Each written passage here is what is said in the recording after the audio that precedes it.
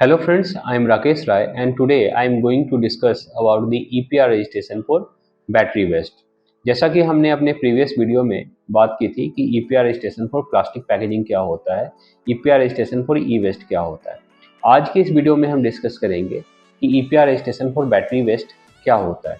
इसके साथ ही इससे रिलेटेड कुछ इंपॉर्टेंट क्वेश्चंस को भी डिस्कस करेंगे, लाइक कि ये रजिस्ट्रेशन किन किन पर्सनस को लेना मैंडेटरी होता है, इस रजिस्ट्रेशन के अंदर किस टाइप के बैटरी को कवर किया गया है, इस रजिस्ट्रेशन का एप्लीकेशन और प्रोसेसिंग फी क्या होता है और इस रजिस्ट्रेशन की वैलिडिटी क्या होती है।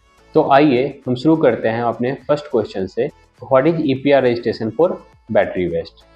As we know very well, the world is moving towards the green energy in order to protect the environment. That has increased the use of different kind of devices which is operated with the help of battery, like the e-bikes, e-rickshaw. There are the different kind of product which is operated with the help of battery.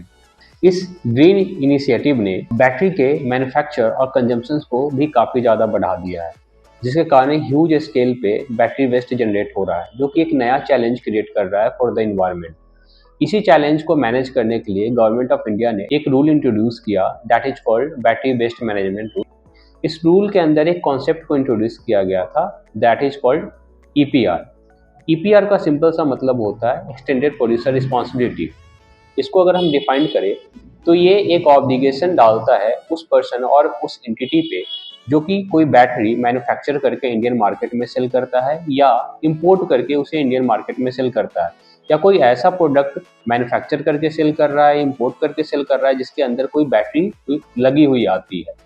तो जब उस product की life खत्म होगी, जब उस battery की life खत्म होगी और उससे जो वेस्ट जनरेट होगा उसको प्रॉपर तरीके से कलेक्ट करके उसे रिसाइकल करवाना, ये उसी सेलर कंपनी की रिस्पॉन्सिबिलिटी होगी, ये उसी मैन्युफैक्चरर कंपनी की रिस्पॉन्सिबिलिटी होगी जिसने इस बैटरी को बनाया और इंडियन मार्केट में सेल किया। तो ये ओवरऑल कॉन्सेप्ट होता है EPR registration for battery waste का। आइए हम डिस्कस करते हैं अपने सेकंड क्वेश्चन को कि रजिस्ट्रेशन किन किन पर्सन्स को लेना मैंडेटरी होता है। ये रजिस्ट्रेशन उन सभी मैन्युफैक्चरर और इंपोर्टर को लेना मैंडेटरी होता है जो किसी भी तरीके का बैटरी मैन्युफैक्चर करते हैं और अपने ब्रांड नेम के अंदर सेल करते हैं, या किसी दूसरी एंटिटी से मैन्युफैक्चर करवाते हैं और अपने ब्रांड नेम के अंदर सेल करते हैं, या कोई भी पर्सन जो कोई बैटरी डायरेक्टली बाहर से इंपोर्ट कर रहा है या कोई भी ऐसा प्रोडक्ट इंपोर्ट कर रहा है जिसके अंदर बैटरी लगी हुई होती है, तो उसे ये रजिस्ट्रेशन लेना होता है। तो मैन्युफैक्चरर और इंपोर्टर को ये रजिस्ट्रेशन प्रोड्यूसर्स की कैपेसिटी में लेना होता है। आइए अब डिस्कस करते हैं अपने थर्ड क्वेश्चन को कि इस रजिस्ट्रेशन के अंदर किस टाइप की बैटरी को कवर किया गया है। इस रजिस्ट्रेशन के अंदर सारे बैटरी को कवर किया गया है, irrespective of its size, nature and composition. कोई भी बैटरी हो, इवन बटन सेल्स बैटरी को भी इसके अंदर कवर किया गया है। तो कोई भी पर्सन अगर किसी भी तरीके की बैटरी में डील कर रहा है तो उसे रजिस्ट्रेशन लेना पड़ेगा। आइए अब डिस्कस करते हैं कि इस ईपीआर रजिस्ट्रेशन की वैलिडिटी क्या होती है। इस ईपीआर रजिस्ट्रेशन की वैलिडिटी लाइफ टाइम तक की होती है। इनिशियली ये रजिस्ट्रेशन 5 इयर्स के लिए इशू किया जाता था, बट बाद में लॉ को अमेंड करके इसे लाइफ टाइम तक वैलिड कर दिया गया। ये रिसेंट अमेंडमेंट है।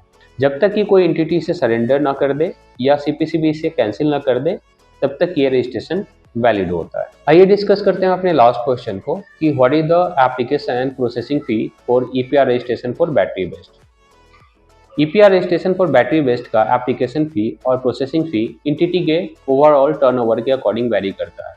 यहाँ एंटिटी का ओवरऑल टर्नओवर देखा जाता है ना, अगर किसी एंटिटी का overall turnover less than 5 crore है तो उसे 10,000 गवर्नमेंट फी पे करना होता है। अगर किसी एंटिटी का टर्नओवर 5 करोड़ या उससे ज़्यादा है बट लेस देन 50 करोड़ है तो उसे 20,000 गवर्नमेंट फी पे करना पड़ता है।